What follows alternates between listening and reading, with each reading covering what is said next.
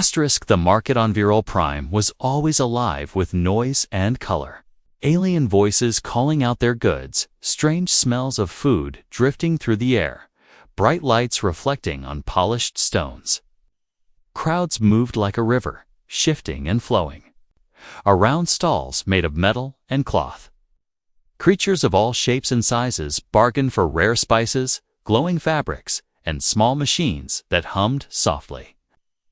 Jack Rayner walked through the market, keeping his head low. He was just another face in the crowd, a human in simple clothes. Carrying a small box of spare ship parts, he had been here many times before, and he liked blending in. Humans were rare here. And most aliens either ignored them or looked at them with mild curiosity. Jack preferred it that way. He didn't come for attention, he came for supplies. But today, tension came to him. A sharp voice cut through the market, noise like a blade.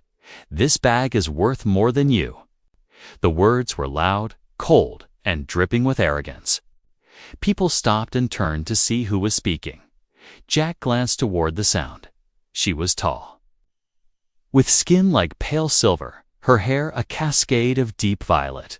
Her clothes shimmered with threads of gold and blue, and in her hands was a small, jeweled bag that sparkled under the market lights. The alien heiress, Jack thought. He had heard rumors about her, Larea Voss, daughter of one of the richest families in the sector, known for her beauty, her wealth, and her sharp tongue. She was standing in front of a human vendor, an older man with tired eyes. He sold handmade belts and simple leather bags.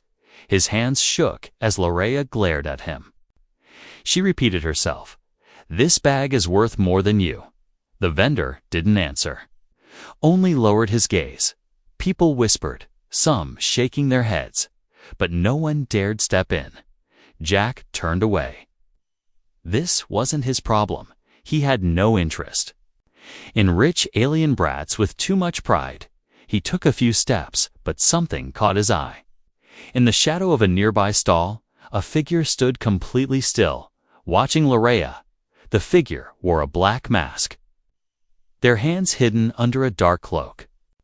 Another shadow moved above. On the roof, Jack's instincts kicked in. Something wasn't right.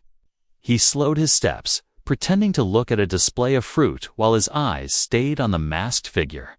The crowd shifted, blocking his view for a moment. When it cleared, he saw a second masked figure slip between two stalls. Moving closer to Larea, Jack's heartbeat quickened. This was no simple robbery. He had been a soldier once, and he knew the look of people about to strike. These were hunters. Their eyes weren't on the bag. They were on her. Larea kept speaking to the vendor, her voice dripping with disdain. She didn't notice the danger closing in. Her attention was only on making herself feel powerful. Jack clenched his jaw. He could walk away. It wasn't his business. She had just insulted a human like him without hesitation. But something deep inside him wouldn't let him move. The figure on the roof shifted, crouching low. The other two in the crowd spread out, cutting off escape routes. The noise of the market seemed to fade for Jack. All he heard was the pounding of his heart and the faint sound of boots on stone. Then it happened. The figure on the roof leaped down, landing behind Larea with a silent, predatory grace. At the same moment, the two others rushed forward. Jack dropped his box of ship parts without thinking. His feet moved before his mind could question him. "Behind you?" he shouted, his voice cut through her next insult. Larea turned, confused, but it was too late. The first masked figure reached for her, a small weapon in hand. Jack crashed into the attacker, shoving them back into a stall. The alien vendor cried out as glass bottles shattered. A flash of bright liquid sprayed into the air, burning Jack's eyes, but he kept moving. He grabbed the attacker's arm, twisting hard until the weapon clattered to the ground. The other two masked figures changed direction. Now coming for him, the crowd screamed and scattered. Market stalls tipped over as people ran. The ground was littered with spilled goods and dropped food. Larea froze, still holding her bag close to her chest. Her wide eyes flicked between Jack and the attackers. "What are you?" she began, but Jack cut her off. "Move," he barked, grabbing her wrist and pulling her toward the nearest alley. She resisted for half a second, then stumbled forward as he yanked her away. The masked attackers shouted in a language Jack didn't understand. Their footsteps echoed behind them as they pushed through the chaos. Jack's mind raced. He didn't know why they wanted her. But he knew one thing for certain. If they caught her, she wouldn't be leaving this market alive. The narrow alley was damp and smelled of metal and rot. Jack's boots splashed through shallow puddles as he pulled Larea along. She stumbled once, her jeweled shoes slipping on the wet stones. But he didn't slow down. Behind them, the sound of boots hitting the ground grew louder, mixed with the hiss of strange alien voices. "Let go of me," she snapped, her voice sharp even as she gasped for air. Jack didn't answer. His focus was on the end of the alley where sunlight spilled in. But just as they reached it, two more masked figures stepped into view, blocking the exit they carried. Curved weapons that shimmered faintly, glowing lines running along the edges. The sight made Jack's gut tighten. Those weren't for show. They were killers' tools, without thinking. He pushed Larea behind him. The first attacker lunged. The blade aimed for Jack's chest. He sidestepped and grabbed the attacker's arm, slamming them into the wall. The second one came from the side. Swinging fast, Jack bent low, feeling the air move above his head as the blade missed him by inches. Larea's breath hitched. She clutched her bag to her chest as if it could protect her. Her eyes darted from one masked face to another, fear replacing the arrogance she'd worn minutes ago. Jack blocked another strike with his forearm, pain shooting up to his shoulder. He punched the attacker in the gut, making them stumble back. The other one recovered and came in again. Jack ducked, grabbed a loose piece of metal from the ground and swung hard. The clang rang in the alley, and the attacker crumpled against the wall. The sound of footsteps from behind told Jack the ones from the market were still on them. "Run," he said, shoving Larea toward a side path between two storage buildings. She hesitated, staring at him as if trying to decide whether to trust him. But the shout of another masked voice made her choice for her. She ran, and Jack followed. Close, the path was narrow and twisted. The walls so close they brushed their shoulders. The ground sloped downward, and the air grew cooler. Jack's ears picked up the faint hum of machinery somewhere deeper in the district. They emerged into a wider lane filled with hanging wires and stacked crates. Jack knew they could use the clutter as cover. He guided Larea behind a row of containers. Crouching low, she tried to speak, but her voice was shaking. "Why are they chasing me?" Jack's eyes stayed on the open space ahead, scanning for movement. "Maybe it's your charming personality," he muttered under his breath. But he could see in her face she wasn't in the mood for jokes. "They want me dead," she said. Finally, her voice so low it was almost lost under the hum of a generator nearby. Jack didn't ask for details, not yet. He needed to get her somewhere safer than this. A shadow flickered across the far end of the lane. Jack's muscles tensed. He motioned for her to stay down. She nodded, though she still clutched that glittering bag like it was her last breath. The attackers moved fast, their black cloaks making them blend into the dim corners. Jack waited until one passed close, then leaped forward, tackling them into the crates. The crash echoed, and Larea gasped. Another attacker rushed in, forcing Jack to block a flurry of blows with his forearms, the sharp edges nicking his skin. It was messy, brutal, and quick. Jack grabbed the first attacker's cloak and yanked, slamming them into the second. They both went down in a tangle. And Jack didn't waste time. He grabbed Liare's wrist. again and pulled her into another turn of the maze-like streets. Her voice came between ragged breaths. "You could have left me." Jack didn't answer. He didn't know himself why he hadn't. It wasn't as if she'd been kind to him or anyone else. But something about the way those masked figures moved had told him she wasn't just a spoiled heiress with an expensive bag. She was a target. And targets meant someone had a reason. They reached a street where the crowd was thicker again. Jack slowed their pace. Blending in, Larea kept glancing over her shoulder. But for the moment, no one was following. Her chest rose and fell quickly, and her silver skin was slick with a faint sheen of sweat. Jack led her into the shadow of a high wall. Hidden behind a stack of cargo barrels, "We stay here for a minute," he said. His voice was calm, but his eyes kept scanning the street. She looked at him for a long moment, the defiance in her eyes dimmed but not gone. "You're human," she said, as if it had just occurred to her. Jack gave her a flat look. "And you're alive because of that?" A faint noise made him glance. Upward, on the rooftops, one of the masked figures was crouching, their gaze sweeping over the crowd. Searching, Jack grabbed Larea's arm again. "We move." They slipped back into the crowd, keeping their heads down, Larea's grip on her. Bag never loosened. Jack didn't ask what was in it, not yet. But as they pushed deeper into the city's winding streets, he knew the answer would matter more than either of them wanted to admit. The city's back streets twisted like a living maze, narrow lanes bending into sharp turns, shadows stretching. Long under the glow of flickering neon signs, Jack moved quickly, but not recklessly, always watching the corners before stepping out.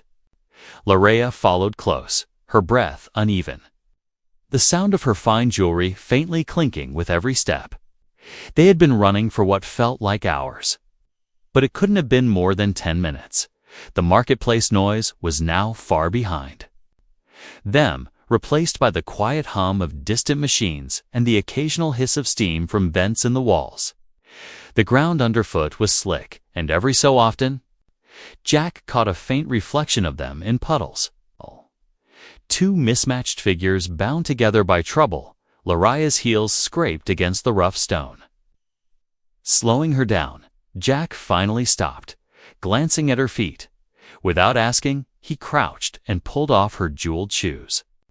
Tossing them aside, she started to protest, but the look in his eyes silenced her. Her bare feet touched the cold ground, and she winced but kept moving. Somewhere behind them, a metallic clang echoed. Followed by the faint shuffle of boots, they weren't alone. Jack's hand moved to the small knife he kept tucked under his jacket. He had no blaster, no heavy weapon, but he'd fought worse odds before. They turned into a passage so narrow that Larea's bag brushed the wall as she passed. Jack led her down a slope toward the lower levels of the city. The air grew heavier, thicker with the smell of oil and rust. He could hear the distant whir of fans somewhere down here. Light didn't reach, and shadows ruled. Larea's voice broke the silence, quiet but tense. "Why are you helping me?" Jack didn't answer right away. He thought about it. The truth was, he didn't know. He could have left her in the market, could have walked away before the first blade was drawn. Instead, he said, "Because those people weren't after your bag, they were after you." She glanced at him sharply, her silver eyes reflecting the dim light. "You don't know anything about me," she said. Jack smirked faintly. "No, but I know the look of a professional hit, and that was one." They reached an intersection where the paths split three ways. Jack paused, crouching low and listening. The faint hum of footsteps came from the left, the soft scrape of metal from the right. He motioned for her to follow straight ahead. Moving fast but silent, a loud crash made them both turn. A stack of old cargo crates had been knocked over behind them, and a dark figure stood in the gap. The mask gleamed faintly in the low light. Jack swore under his breath and grabbed Larea's hand, pulling her into a run. The path narrowed again before opening into a long bridge made of steel grates. It stretched over a deep chasm, the bottom hidden in darkness. The air here was cooler, and a faint wind whistled through the beams. Their footsteps echoed against the metal. Jack risked a glance back and saw two masked figures stepping onto the bridge behind them. He pushed Lariah forward, but halfway across. Another figure appeared at the far end, trapping them in the middle. Jack's eyes darted to the side. The drop was far, but there were maintenance ladders bolted to the walls. He weighed the risk. In a heartbeat, "Hold on," he said. Without warning, he pulled her toward the edge. She resisted, panic flashing in her face. "Are you insane?" she hissed. He didn't answer. He swung himself over the side. Gripping the ladder, "Your choice, Heiress, stay and die, or climb." For a moment, she stood frozen. Then a shout from the masked attackers broke her hesitation. She crouched, swung her legs over, and grabbed the ladder. The two of them began descending quickly. The metal was cold and slick under their hands. Every rung rattled faintly as they moved. By the time they reached the bottom, they were in the underlevels, a place where even daylight dared not enter. Dim lights flickered on the walls, and the ground was littered with broken machinery. It was quieter here, but the air felt charged, like danger was hiding just beyond sight. Lariah leaned against the wall, catching her breath. Jack scanned the shadows, his ears tuned to every faint sound. He didn't trust the silence, not in a place like this. Then he heard it. Not boots this time, but a low humming, growing louder. Lariah's eyes widened, and she clutched her bag tighter. "They have drones," she whispered. Jack's jaw tightened. A small orb of light appeared down the corridor. Floating toward them, a second followed, then a third. Jack grabbed her wrist again, pulling her into another narrow side tunnel. The walls here were lined with old pipes, dripping water onto the floor.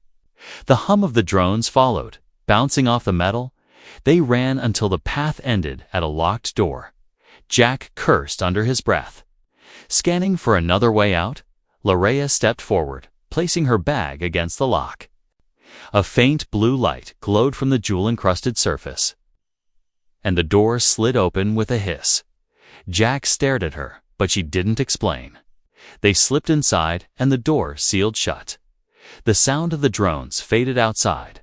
Lariah leaned back against the wall, finally meeting his eyes.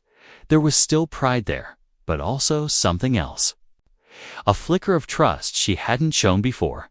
Jack said nothing. But in that moment, he knew one thing. This wasn't just about her bag. And whatever she was carrying was going to pull him deeper into trouble than he had ever planned. Jack. And Lariah stayed inside the small room, the air thick and still around them. The door had sealed shut behind them with a quiet hiss, leaving the dim light from a single flickering panel as their only glow. Lariah sat on a metal crate, still clutching her jeweled bag tightly as if it was the last thing keeping her alive. Jack paced slowly, watching her carefully. His mind raced with questions, but he knew the time had come to ask the most important one. "Why do they want you so badly?" he said, his voice low and steady. Lariah looked up, her eyes tired but fierce. She hesitated before speaking. "This bag," she said, lifting it just enough so the soft light caught the jewels embedded in the fabric. "It is not just a bag. It holds an ancient artifact, a secret passed down through my family for generations." Jack frowned, still unsure. "A secret? What kind of secret?" She sighed. "This artifact is the key to my family's power. It grants control over the energy source that powers my people's world. Without it, my house will lose everything. Their enemies will take control, and my people will fall into chaos." Jack's eyes widened. "So this isn't just about money or jewels. It's about war." Lariah nodded slowly. "Yes, but not just any war. A war fought in shadows, with spies and assassins. I am their target because I carry this secret. If they get it, everything changes. Jack ran a hand over his face, feeling the weight of the truth settling in. He looked at her differently now, no longer just a spoiled heiress, but a woman bearing a heavy burden. Why didn't you tell anyone? Why hide it in a bag? Her voice was quiet, almost a whisper. Because if the wrong people knew, I would have been killed long ago. The bag is a simple disguise. No one would suspect it to hold such power. Jack glanced at the bag again, now seeing it as more than just a pretty thing and those masked figures. They want to use this power. Yes, Heiress said. They want to control the energy to rule all of us. I cannot let that happen. Jack's jaw tightened. Then I guess you need someone to watch your back. She smiled faintly. I suppose. I do. A sudden noise made them both freeze. The panel light flickered more violently, and the door hissed as if sensing movement outside. Jack moved toward it, pressing his ear against the cool metal, the muffled sounds of footsteps and distant voices filled the hallway. Heiress grabbed his arm, her grip firm but scared. They are coming again. Jack's hand went to the knife hidden beneath his jacket. We won't let them take you. The door started to glow faintly, a warning system activating. Jack's mind raced. We need a way out, fast. Heiress's eyes searched the room, then she pointed toward a vent near the ceiling. That leads to the old maintenance tunnels. It's a risky path, but better than facing them here. Jack nodded and helped her climb onto the crate, lifting her up so she could reach the vent cover. She struggled to pry it open. The metal tight from years of neglect, Jack kept watch, ready to defend her at a moment's notice. With a final push, the vent opened, revealing a dark, narrow tunnel beyond. Heiress crawled inside, motioning for Jack to follow. He hesitated, then dropped to his knees and slipped through after her. The tunnel was tight and dusty, the air thick with the smell of rust and oil. They moved slowly. The only sounds, their quiet breaths and the soft scrape of their clothes against the metal walls.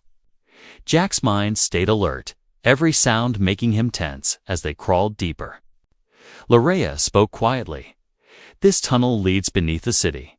It will take us to the old docks, where ships still come and go in secret. Jack's brow furrowed. A good place to hide or to escape? Both, she said. But we have little time. They will be searching for us soon. Suddenly, a faint light flickered ahead, and a soft humming noise filled the tunnel. Jack froze, holding Heiress's arm. Drones, he whispered. She nodded. They have sent machines to find us. They are faster and harder to hide from. Jack's heart pounded, but he forced himself to stay calm. We need to move quickly, stay low and silent. They slipped past the glowing eyes of the drones, their small mechanical forms gliding over the ground, scanning with sharp sensors. Jack covered Heiress's back, blocking and hiding her when the machines came too close, after what felt like an endless crawl. The tunnel opened into a larger chamber filled with crates and broken machines. A faint breeze blew through a cracked window high above, and Jack could see the stars through the glass. Heiress stood up, stretching tired limbs. We're close to the docks now, just a little more. Jack looked at her and said, You've carried this secret your whole life, hiding from people who want to kill you, but now you're not alone. She looked back, a new strength in her eyes. Thank you, Jack, for risking your life when you didn't have to, he smiled. Just don't call me a hero yet. Together, they prepared to face whatever waited for them at the docks. Knowing their fight was only just beginning, the air was thick with rain and cold as Jack and Heiress moved through the twisting streets toward the docks. The city seemed quieter now, but the danger was close, lurking just beyond every corner. Heiress kept her bag close, the jewels catching what little light there was and sending faint sparks across the wet stones. Jack's body ached from the fight and running, but he stayed alert. eyes scanning every shadow for signs of movement. "We need to get you on a ship," he said quietly, "somewhere safe where they can't find you." Lareya nodded, but her face was tense. "My own people might not want me safe," she said softly. "There are those who believe the artifact should belong to the highest bidder." "Not to me," Jack frowned. "So you have enemies on all sides." "More than you can imagine," Lareya answered, her voice low, "and right now, those enemies are closing in." As they turned down a narrow street, the sudden click of metal on stone froze them both. Before Jack could react, a figure stepped out of the shadows. It was one of Lareya's own bodyguards. But the coldness in their eyes told a different story. "You shouldn't trust him," the bodyguard said, voice sharp. "He's just using you." Lareya's eyes flashed with anger. But Jack felt a chill down his spine. The man moved quickly. Drawing a small energy blade, the fight began in an instant. Jack barely dodging the first strike. The bodyguard was skilled and fast, pushing Jack back step by step. Lareya shouted, "Stop!" But the bodyguard ignored her. "You're a traitor," she yelled, stepping forward to protect Jack. But the bodyguard lunged again.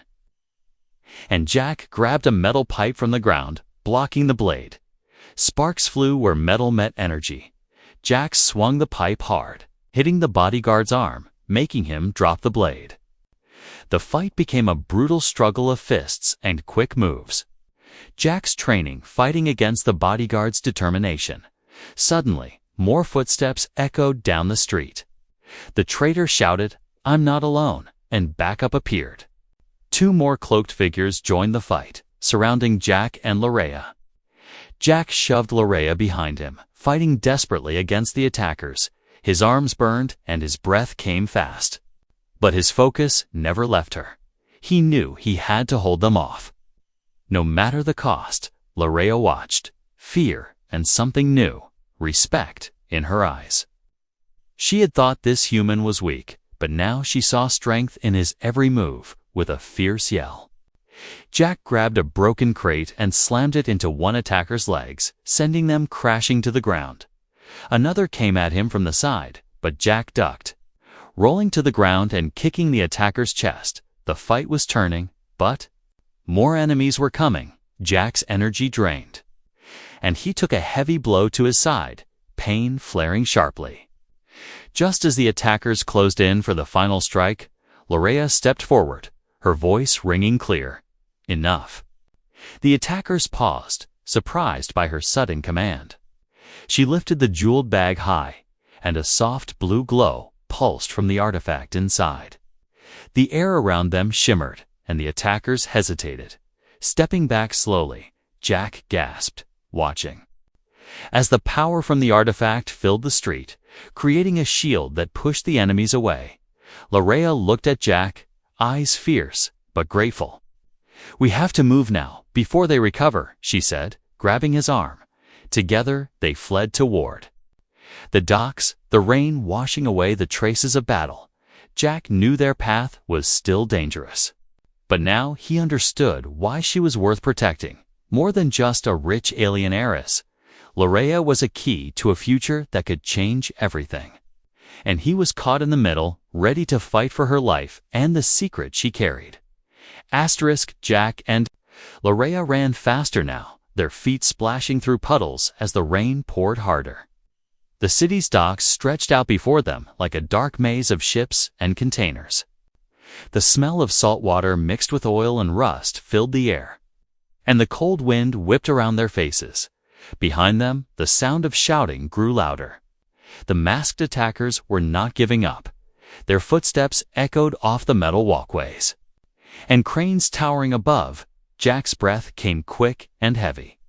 But he kept pushing forward, knowing the end was near.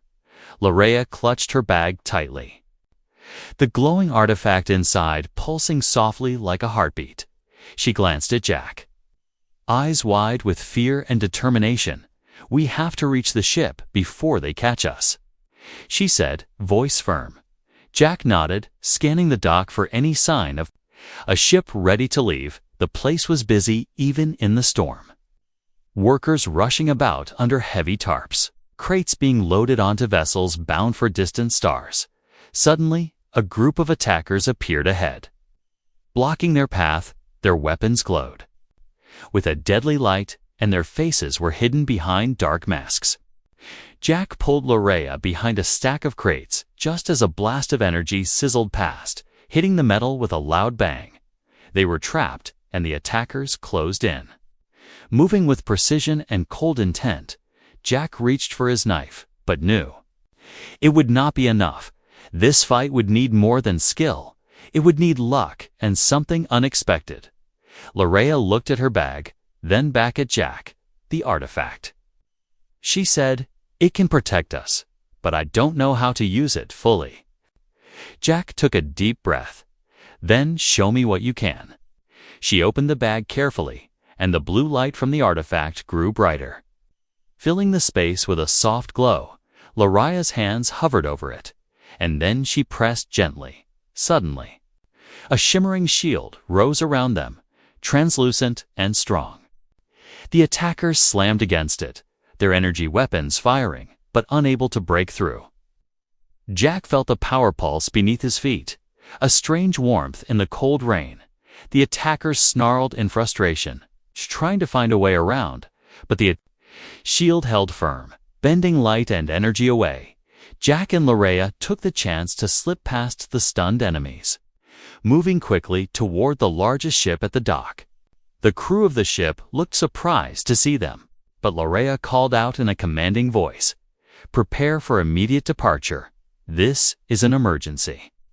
The captain nodded and waved them aboard. The gangplank rose behind them, cutting off the attacker's path. Jack looked back once, seeing the frustrated faces of their pursuers fade into the rain. On board, the ship's engines hummed as it lifted away from the dock.